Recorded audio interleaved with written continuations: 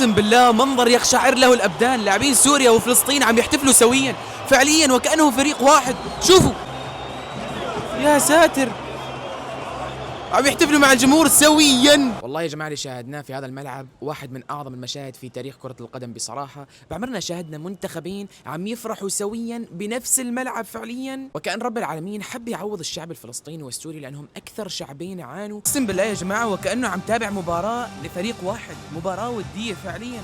الجمهورين كانوا عم يهتفوا لبعضهم البعض، جمهور سوريا بيهتف لفلسطين وجمهور فلسطين بيهتف لسوريا، وأكيد المنتخبين ما كان في بينهم أي اتفاق مثل ما عم بيتم تداوله حاليا، ولكن بتحس بالفطرة حب السوري للفلسطيني والفلسطيني للسوري خلاص موجود باللاعبين. نعم كان في فرص خطيرة للفريقين، ولكن بالأخير خاصة آخر الدقائق الفريقين تقريبا رضيوا بالتعادل، رضيوا انهم يتأهلوا سويا، لدرجة شفنا لاعبي فلسطين وسوريا عم بيحفزوا الجمهور وخلاص بدهم ينهوا المباراة. طبيعي جدا نشوف هذه الفرحة من السوريين الفلسطينيين والفلسطينيين للسوريين، لأنه أكثر شعبين عانوا فعليا بالفترات الأخيرة. أيضا منتخبين ما في أحد كان عم بيرشحهم حتى وتوقعهم خصوم سهلة حرفيا، ولكن بالأخير تأهلوا على حساب منتخبين ممتازين جدا مثل المنتخب التونسي والقطري. فوالله من دون مبالغة يمكن هي أكثر مباراة شاهدتها بحياتي، شاهدت فيها حب، سلام، روح رياضية سواء بين اللاعبين أيضا بين الجمهورين.